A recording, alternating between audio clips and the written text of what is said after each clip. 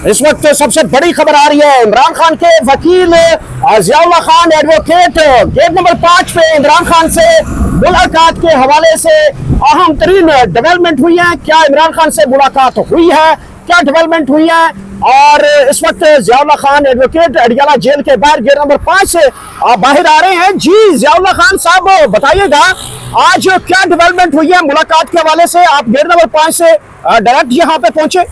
देखें, हमेशा की तरह जिस तरह पिछले 4 महीनों से ये जुल्म, ये तशद्दुद, ये फस्तायत दिखा रहे हैं कि इमरान खान साहब के साथ किसी की मुलाकात नहीं करने दी जा रही, तो आज भी इन्होंने हम में से किसी की भी मुलाकात नहीं होने दी। ये उसी ज़िद पे, उसी अना में अड़े हुए हैं कि इमरान खान की मुलाकात नहीं होने दी।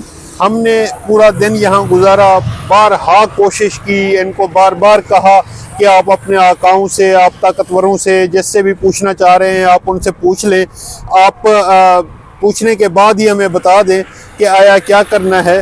तो हमें किसी किस्म का कोई वाज़े जवाब नहीं दिया गया और हमें यही कहा जा रहा है बार बार कि आप इंतज़ार करें, हम आपको बताते हैं। तो वो इंतज़ार ही ख़त्म नहीं हो रहा। आज आप देखें कि अगर ये मुलाकात हो जाती तो इमरान खान का मौक़िफ़ आ जाता कि उस पर ईरान मामले पे, अफ़गानिस्तान मामले पे, या और जो अंदरूनी और बैरूनी मामलात हैं उन तमाम मामलात पे मौक़िफ़ आ जाता। तो उनका मौक़िफ़ वो होता जो एक हुकूमत में बैठे हुए वज़ीर-ए-आज़म को देना चाहिए था, लेकिन वो कैद में बैठा हुआ शख्स देता। इसी डर और खौफ की वजह से उन्होंने आज भी मुलाकात नहीं होने दी, नहीं करने दी गई। आज भी फैमिली को इंतज़ार करवा के, आज भी वकला को इंतज़ार करवा के यही कहा गया है कि हम कोशिश कर रहे हैं, हम बता रहे हैं, हम आगे भेज रहे हैं आपके नाम। तो जो ही आगे से जवाब आता है तो वो हम आपकी मुलाकात करा देंगे। लेकिन अफसोस का मकाम है कि इनके जो आका हैं वो अगर इनको इजाज़त देंगे तो ये कुछ कर सकेंगे। ये तो एक कांस्टेबल लेवल के लोग खड़े हो के, मुझे अफसोस होता है कि सुप्रीम कोर्ट के, हाई कोर्ट के, फुल बेंच के 3-3 रुकनी बेंच के आर्डर्स ये हवा में उड़ा देते हैं और अदालतों की बेतौकीरी करते हैं इस डिठाई के साथ, इस दिलेरी के साथ। और अदालतों को भी कोई फ़र्क नहीं पड़ता, अपनी बेतौकीरी नज़र भी आ रही होती है। रोज़ाना की बुनियाद पे उनको बताया जाता है कि हकीकी ताकतवर हम हैं, आप इंसाफ नहीं दे सकते, आप के फ़ैसले अमल दरामद के लिए नहीं हैं, वो सिर्फ लफ्ज़ी हैं, किताबी हैं, वो सिर्फ लिखे हुए कागज़ के चंद टुकड़े हैं। लेकिन अदालतों को फिर भी जूं तक नहीं रेंगती।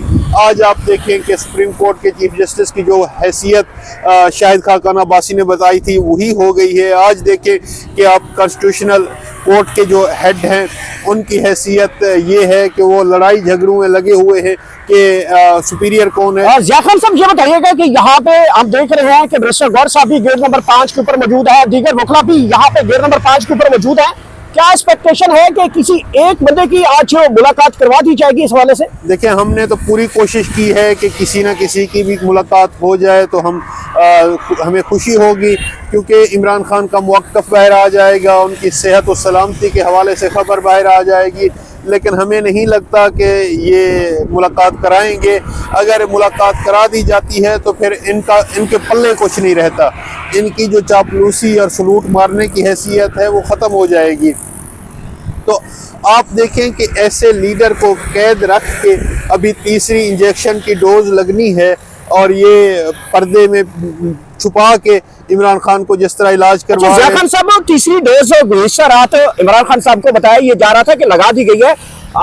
यहाँ पे ये खबर आ रही है कि बैरिस्टर गौहर साहब को गेट नंबर 5 के, आप भी अभी गेट नंबर 5 से आए हैं, तो बताया ये जा रहा है कि गेट नंबर 5 के ऊपर रोका गया है, मुमकिन तौर पे उनकी मुलाकात करवा दी जाएगी और पार्टी इसके ऊपर एतमाद भी कर सकती है। कोशिश तो यही की जा रही है कि मुलाकात हो जाए, लेकिन मुलाकात नहीं कराई जा रही। ना गौहर साहब की कराई जा रही है, ना सलमान अकरम राजा साहब की कराई जा रही है, ना हमारे किसी और वकील दोस्त की कराई जा रही है, ना फैमिली की कराई जा रही है।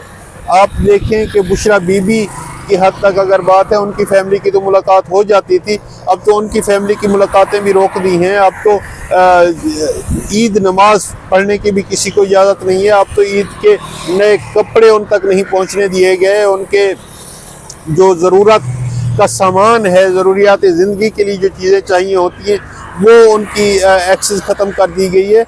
हम यही तो अलमिया है हमें कि नहीं पता कि वो पीठ पीछे या छुपा क्या रहे हैं। کس طرح کا علاج کرا رہے ہیں، کس طرح کی ان کا ٹریٹمنٹ ہو رہا ہے، کس طرح کی ان کی دیکھ بھال ہو رہی ہے، ان کی صحت کے حوالے سے، ان کے کھانے پینے کے حوالے سے، ان کے کسی بھی بنیادی حقوق جو ہوتے ہیں اس کے حوالے سے ہمیں کسی قسم کا کوئی علم نہیں ہے۔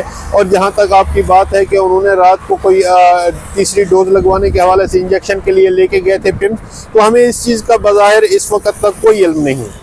اچھا یہ بتائیے گا کہ اگر آج ملاقات نہیں ہوتی اور علیبہ خان صاحبہ یہاں پہ موجود ہیں تو رات گئے تک یہ دھرنا جاری رہے گا یہاں پہ؟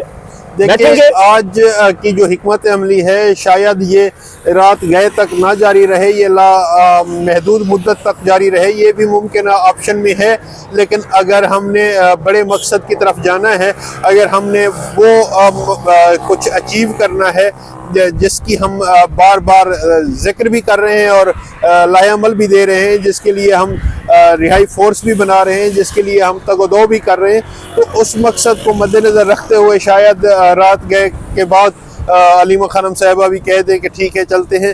تو مقصد ہمارا یہ ہے کہ آئندہ آنے والے منگل سے پہلے ہم ایک روڈ میپ دے دیں، ہم ایک واضح لائحہ عمل کی شکل لوگوں تک پہنچا دیں، آپ کے توسط سے، آپ کے میڈیا کے توسط سے عام عوام تک یہ بات پہنچ جائے کہ ہم کرنے کیا جا رہے ہیں اور ہمارا مقصد کیا ہے، ہمارا طریقہ کار کیا ہوگا۔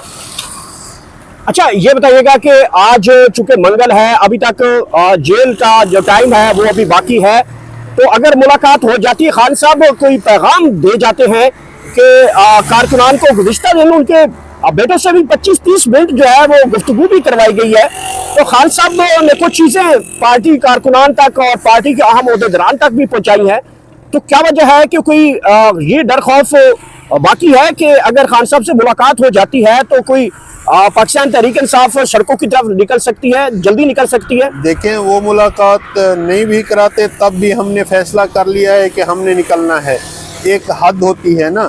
آپ دیکھیں کہ 3 سال تقریباً ہونے کو آئے ہیں اور وہ قید تنہائی میں ہے، ایک مسلم امہ کا لیڈر ہے، وہ اگر باہر ہوتا تو کیا افغانستان سے جنگ ہو سکتی تھی؟ وہ اگر باہر ہوتا تو کیا ایران کے معاملے میں پاکستان اس سائڈ پہ کھڑا ہوتا جہاں پہ آج کھڑا ہے؟